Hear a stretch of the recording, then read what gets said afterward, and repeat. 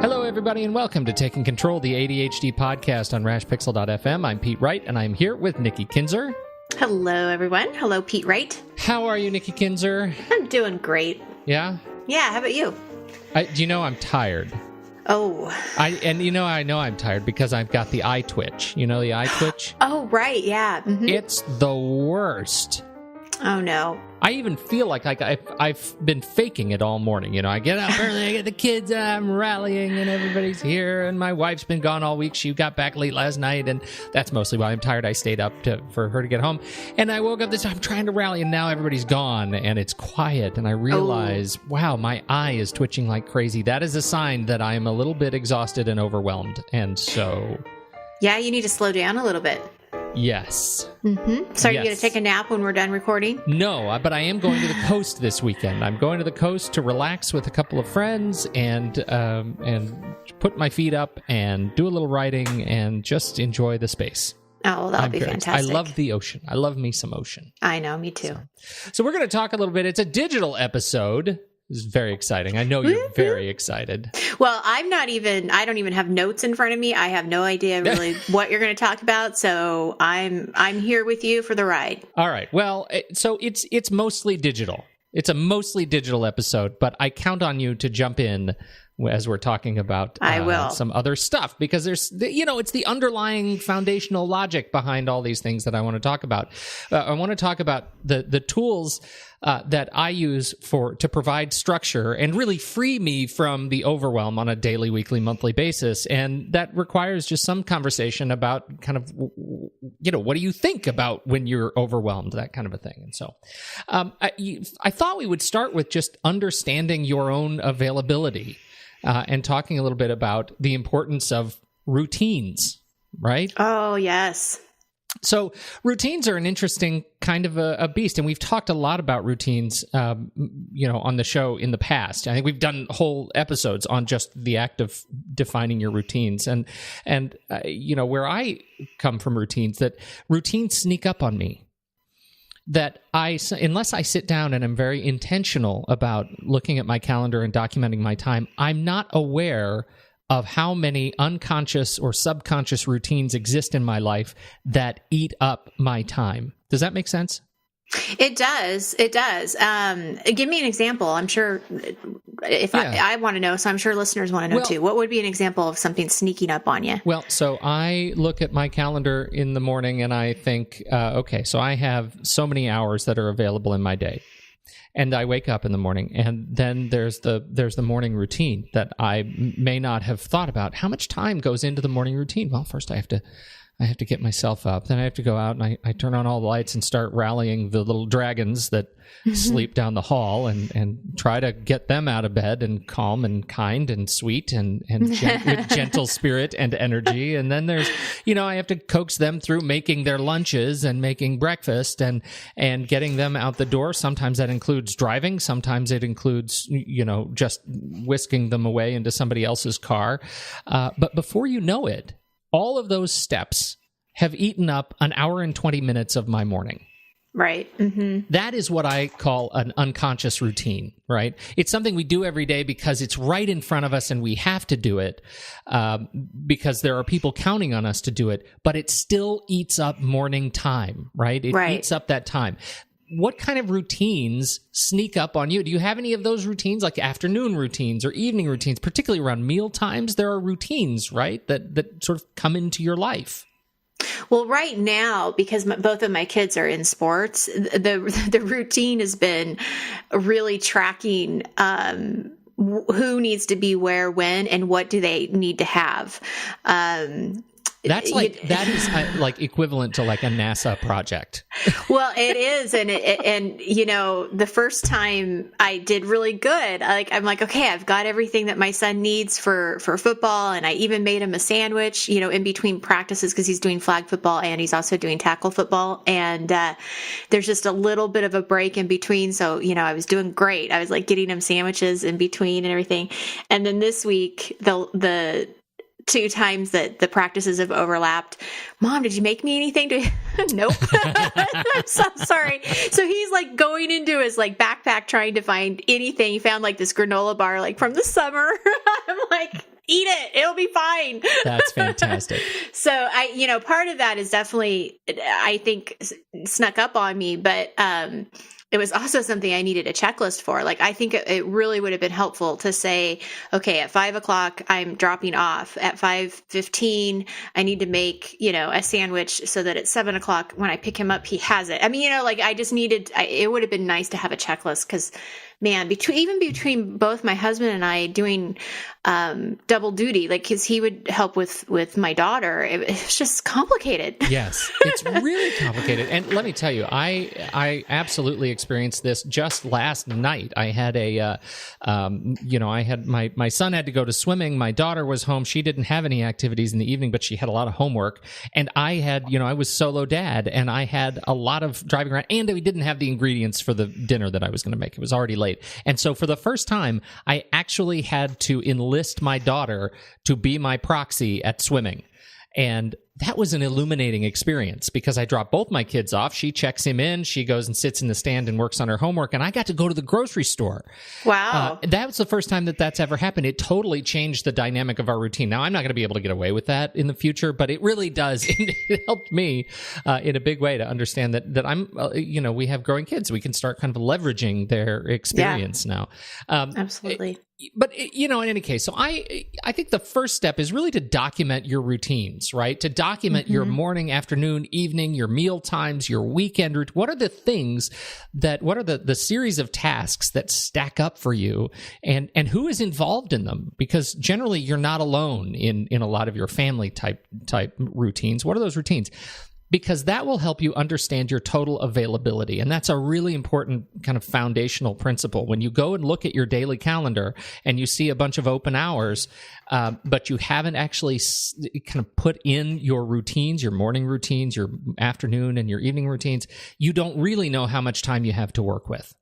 Does that make sense? That's very true. Oh, it's very true. And I think that the time goes away so quickly, it just passes so quickly that it's really important that you check that out. Which actually, it's funny you bring this up because last week on the blog, I talk about the one routine that everybody needs to have. Like, what do you think? I don't know if you've already seen the blog post maybe, but what do you think the essential routine that everybody with ADHD needs to have? Well, I haven't read it, so I don't. That's know. Okay. Good. Well, any guesses then? It has something to do with what you were just talking about. Just schedule your time. Just looking at the calendar. Yeah. Okay. Yeah. Just simply looking at the calendar. Well, that's exactly. That's why I schedule your time. I think that's it. And for me, like as somebody who deals with this stuff myself, that's the only thing. Like that's like the golden rule number one. Right. And that's why I was like, that's the one essential thing because so many people don't even look at the calendar. So they don't even look at the calendar to schedule the time. So just getting into the routine to even know that you have to look at your calendar. And then also I think adding on what you're saying here is you've got to schedule your time. You've got to look at what is available, for these routines to work. It all works together, right? It's all connected. But the first thing is that that calendar is such an important tool. I was telling somebody yesterday, I said, do you go anywhere without your phone? No. And she doesn't have her calendar on her phone. It's all, she does all manual stuff. And I'm like, so you have to have your planner just like you have your phone. Yeah. Like it's that important. It absolutely is. And I think we're getting into, when you talk about the kind of digital dependence, we have this interpersonal dependence that sometimes we're not aware of. It is that hidden shared, routine, the shared work that we do with other people, whether it's partner, spouse, kids, partners at work. And I think having some sort of mechanism to share the load is really important. So, once we understand our total availability, we have to understand the work. And that's where kind of this calendar and task list thing happens. And I've been reflecting on this because I think, I'm a little bit of an OmniFocus zealot. Is that fair? I mean, that may be too strong a word, but I do love me some OmniFocus. I would say that that's pretty true. You weren't supposed to agree that easily, but that's okay. We'll let that slide. I think that it's not necessarily about the tool that I've chosen to use or that anybody chooses to use. It's just about kind of having a total understanding of the entire scope of your work. And And once you have that, then you have to back off a little bit. And here's what I mean by that. Yeah, explain. So I think I'm probably, I would expect that I'm not speaking to those who don't understand this feeling. When you have all of your work documented and then you open up your work list on Monday at 8 a.m. and you think, where you're going with this. I am totally hopeless. I am a waste of space. There is no way I will ever get this done, so I'm not going to do anything. I'm finished. I'm going to go have a drink. Overwhelm. Yes. Mm-hmm. Right. And so this is my my mantra, and I'm stealing it from somebody else who's said it in nice words. You will never get through your entire to-do list, and that's okay. Amen. Right? Yeah, it's so true. It's so true. It's not about necessarily figuring out how to get everything done. It's figuring out how to get more done with the limited time that you have available, and how to get the right things done. And so I think so much of this is about permission. It's finding permission, finding the way to give yourself permission to do less, but do it really well.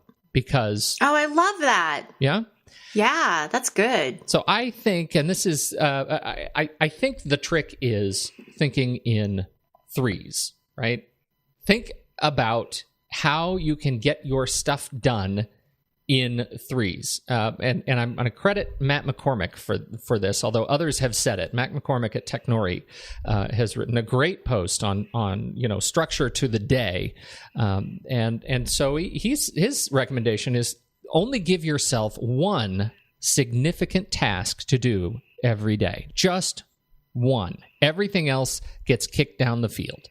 Then give yourself two other things, right, that are not significant, but you really would like to get them done. Now you have three things that you need to get done. One has a great big giant flag on it that says, this is the one thing I need to commit myself to do today, that I'm absolutely committing my mind, body, and energy to get this thing done. And the other two things, they would be great if I can get them done, but they're not really required, right? I like that, yeah. So you have three things, and you're giving yourself permission to relax. And because the problem with having the giant list is that failure to complete all the items on that list becomes a habit. You're building a habit of looking at a giant list and knowing before you even begin working that you're about to fail. By the end of the day, you will be a failure because you will not have completed all the stuff that you said you were going to get done on Monday. Right. And that's a terrible way to live, right? Yeah, it is. Yeah. So you really, you've got to be realistic about what you put on your list. You've got to believe in those lists and create and let them have power, and then you have to be forgiving. But let me ask you this, because one of the things that I have recommended in the past is that is very similar to this threes thing, right? Is as I will tell clients to look at what are the top 1 to 2 priorities that you have to get that done that day. But I'm also sort of a believer of having one master kind of list to put all of this stuff on, but it's not the to-do list. That's not the to-do list. That's just a master project task list that you can kind of brain dump. I mean, What are your thoughts on that? Well, I think that gets to the sort of the next part of this, which is how do you manage all of the tasks that you have? Because you've got to have a place to document them. For me, again, you can't keep them in your head. No. But for me, that's OmniFocus, right? And so, just conceptually, there are things that are on the list that have dates associated with them, that of when I need to begin work and when they are actually due. Most of the things in my OmniFocus list do not have dates in them. But because of the processes that I put around building my lists each day, week and month, I am surfacing all of the activity that's on the list on a very frequent basis, whether there's a date associated with it or not. So in terms of process, this all goes back to GTD, right? There's a daily process. At the end of every day, I'm going through the tasks that are on the list for the next day and planning my next day. What are the big 3? And in my case, I actually have more than 3, but that all I do is work on projects. Like it's not my daily activity is working on tasks for other people. And other people have big tasks. So, that's just kind of the way my work is. Right. And then I enter that work in the calendar, right? That ends up being kind of an important piece is you take you are scheduling. You are scheduling when you're going to do task A and you're putting it into your calendar when you're going to do that. Yeah. That's right. That's the act of transitioning from the list of work to the day so that I know. Now that I know where all my routines are, I know what time I have available, and I slate the work in that time. Right.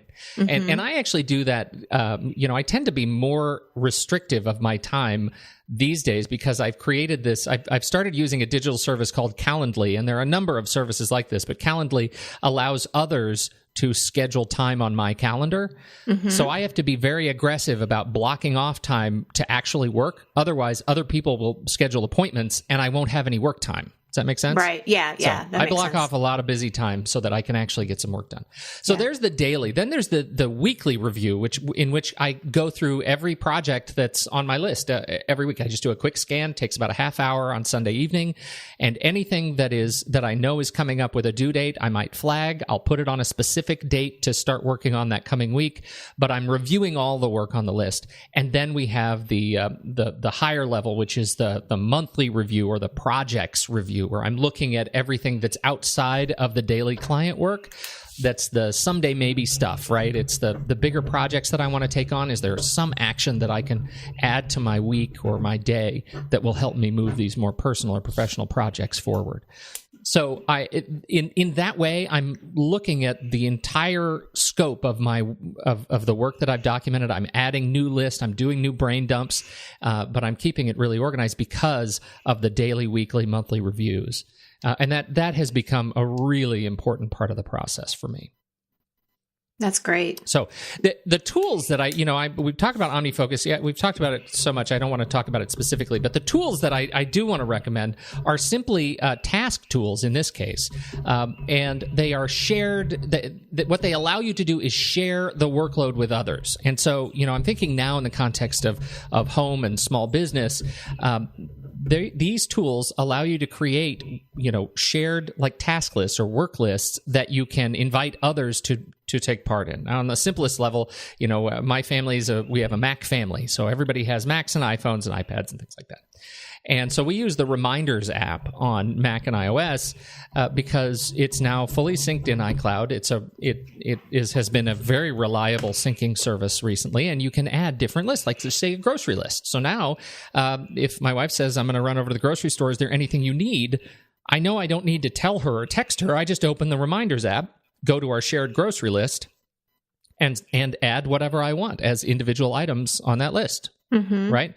So that's a very simple way to look at it. We also have our family planning lists in there. Like, have you read about a location in a book that you would really like to visit? This happens, my kids do this. And so they go to the family vacation planning list or the wish list, and they say, I want to go to Yosemite, or I want to go to, Crater Lake, or, and we just add these things to the list. And then in our family meetings, when we're planning spring break or planning summer, we can go to that list and say, hey, let's go to the next place on this list that we've been building together. It makes it a really nice place to share those kinds of family planning structures that you lose if somebody's not taking action on that. And That's this way, one person doesn't have responsibility to keep track of all of that. It's kind of a family thing. And it's all in the same place. It's all in the same place. Now, there are two other apps that are highly recommended that are very slick. One of them is called AnyDo, any.do. And it is a fantastic shared task work list, and Wunderlist, Wunderlist. These are both fantastic shared work lists that I recommend you check out. They have apps for both Mac and PC and iPhone and Android. They are and they do essentially the same thing, but more, as with many of these apps. More than Reminder. For us, in this context, Reminders does the job. But AnyDo and Wunderlist are great and much celebrated applications. So lovely. So those That's are a great. couple of tools. Now, the next thing I wanted to talk about briefly is this idea of how you understand relationships and structure in your life, right? How do you visually organize information? And a long time ago, we did a whole episode on Mindmaps. Do you even remember that? It was so long ago. It was a long time ago. But yes, I do remember it. Are you still using Mindmaps?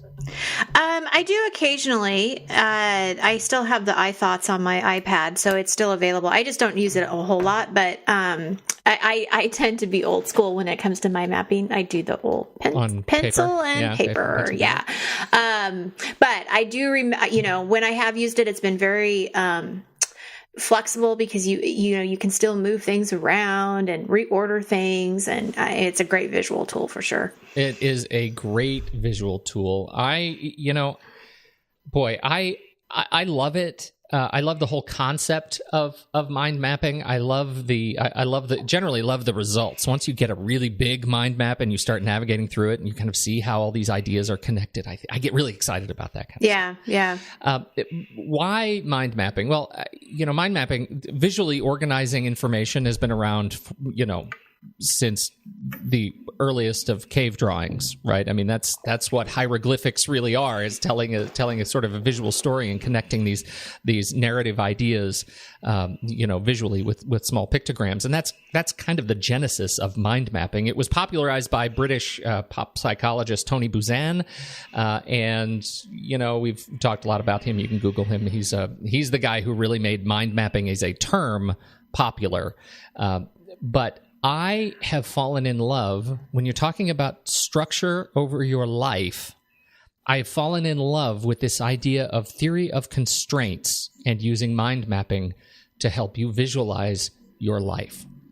Now, there is a guy by the name of Kurt Siffert, and we've got to have him on the show because he is a real expert in helping to use mind mapping.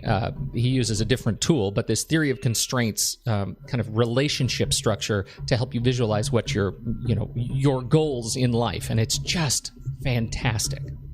Okay, so you're going to have to clear some things. What do you mean by constraints of relationship structure? What does that mean? I'm going to give you an example here. Let's just say I have a central thesis that I want to have a great life, right? That's pretty nebulous, right? That's kind of ambiguous. That's a good goal. It's a good goal. I want to have a great life.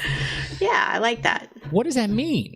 Well, now I'm in my mind map, and I want to build a structure around having a great life. Well, I know that I want to have meaningful career relationships. Well, that's if I have meaningful career relationships, I'll be moving forward toward having a great life. That's one thing that I want. You're creating your vision. Right. I mean, that's what I'm hearing, I think. Okay. So I might want to also have on there, I want to earn what I'm worth.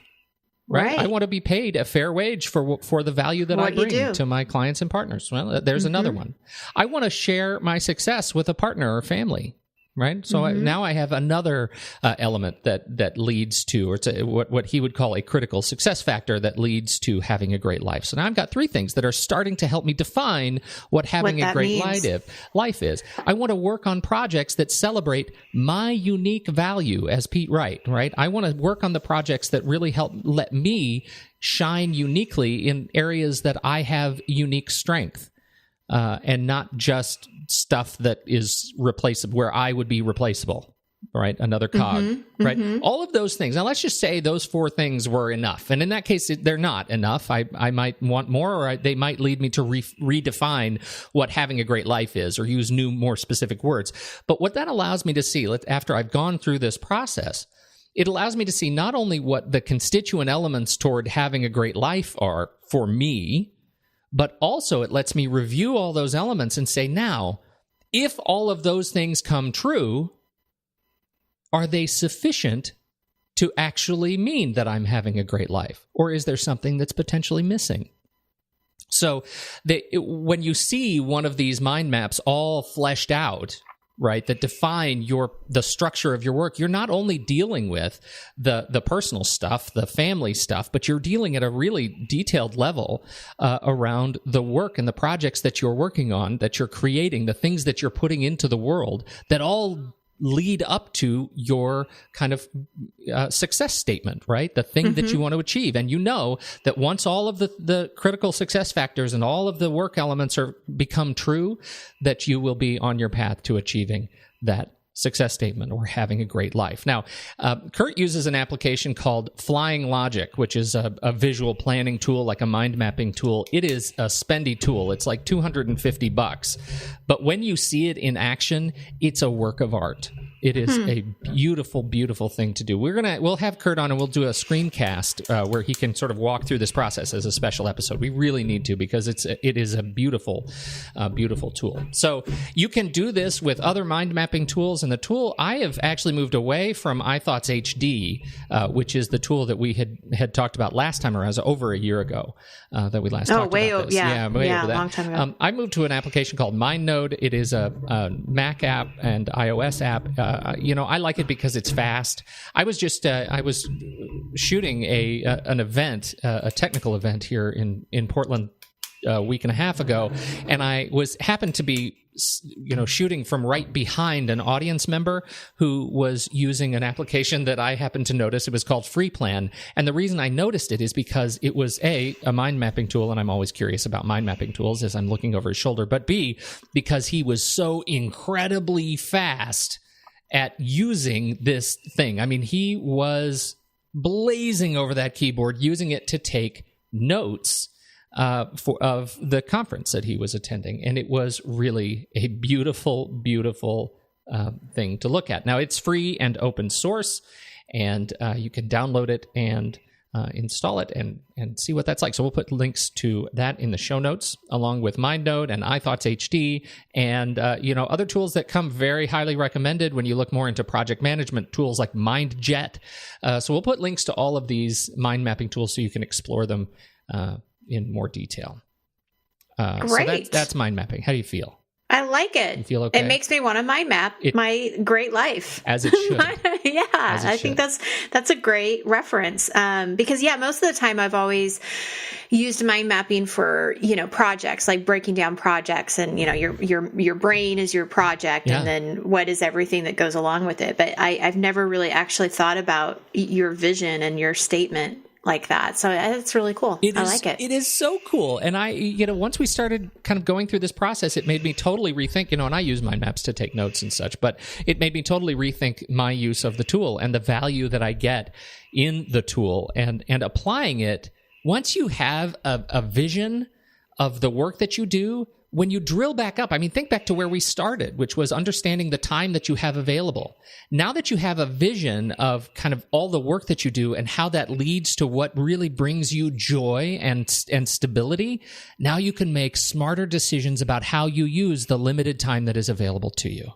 And I like that. That's so great. Yeah, it's great. It is great. It makes for a great life. Yes. Here's hoping. I like it. Yeah, exactly. I have Good one last stuff. bonus pick. Yeah. Because I just discovered it, and it's we've talked about the value of meditation and mindfulness. Yes. Okay, so Calm is the app that has been my favorite for a long, long time. But there is an app that is new to me, but is not new to the world. It's called Buddhify. Buddhify. I like that. Buddhify, and it is available for Mac and Android, or for iOS and Android, and it is a meditation app, and it's so cool. It's a little bit not counterintuitive. It's I don't know. It applies statistics to your meditation. Really? Yeah, right? Oh, interesting. I have kind of a hard time with that, but I love it as somebody who loves data. I love collecting data. I love data. I love fitness data. I love health data. I love all this data. So why wouldn't I love meditation data? So here... What kind of meditation data is there? Well, it's about like time, and I only just got it. It's $5 on the App Store for iOS, Buddhify 2. So what it does is it gives you this ring, right? It gives you a ring, and it says, okay, what's going on with your life, right? Are you just trying to meditate? Are you trying to wake up? Are you trying to travel? Are you going traveling? Are you eating? Are you taking a work break? It asks these questions? Yeah. Are you walking around? Oh. Are you at home? Are you going through some sort of pain or illness? So it gives you the context of what it is that you're doing. And so let's just say I can't sleep.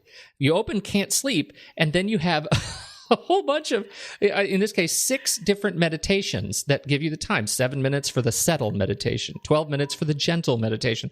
I don't know what number 3 is, the whack meditation. It's 12 minutes.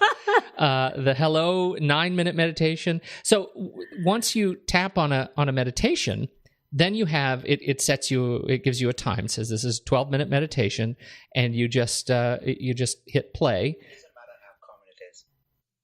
Not being able to sleep is a difficult experience. And it just leads you through this little guided meditation. Supported by the bed. We can have right? How kind is he? He's very kind. Yeah, I need him in the middle of the night. Right? I am totally getting this app. Right? Buddhify is going to be on my iPhone. Yeah, because seriously, I have problems sleeping. I wake up in the middle of the night and then I'm up for a long time. So I'm going to listen to that man speak. You should. And so then when you go into stats, right, there's just like a solo kind of meditation. But when you go into stats, you can... it'll show you graphs about how you're doing. So it's all specific to you. It's like how many minutes you meditated and everything. And you can how many minutes you meditate, how much content you've been through, how many days, what's your current streak. Which is a nice little game. Yes, that's a nice little game. Your meditation. Yeah. How counterintuitive is that? And then you have 3 options to rate yourself, right? You rate your mindfulness, you rate your concentration, and you rate your balance. And then when you rotate the screen, it shows you the graph of your mindfulness, concentration, and balance over the week, month, and year. So you can totally gamify your mindfulness if you want. Yeah. And I am going to try it. So this app is new to me. It comes recommended by a psychotherapist that I know, and dear friend who has been using this, and I'm excited to dig in. So that is my bonus recommendation. The only thing I don't like about what you just said is the rating part of it, because then it feels like you're putting judgment on your meditation, and I don't like that. I'm not like crazy about that either. If it just collects it, that's fine. But if it's me having to judge, it's not as great. You can pass on that, right? You don't have to do that. Yeah, of course you can do that. But I pass judgment on myself every day when I go for my runs. Right at the end of the run, I'm saying, am I happy? Am I sad? Am I hurt? Am I whatever? And so I'm going to give it a shot, just in terms of trying to be more aware of my state. Right? Yeah, I think that's a nice way of putting it. Yeah. So it just lets me track, I think, and develop that muscle about getting better at being aware of my state and being more intuitive and intentional about finding that place of balance and equanimity. So that's it. That's what I've got. All right. I like it, Pete. You are just so full of technology goodness. I love it. Well, I'm full of something. This is great. Lots of stuff. We're going to have a lot of stuff in the notes. A lot of apps and stuff. Notes. I don't know if it'll be a record-breaking notes, but I do have a lot of stuff in the notes this time around. So, yeah. Good. Right. I like it. All right. Thanks, everybody, for downloading and listening to this very show. Thank you so much, Nikki, for your time. On behalf of Nikki Kinzer, I'm Pete Wright, and we will catch you next week on Taking Control, the ADHD podcast.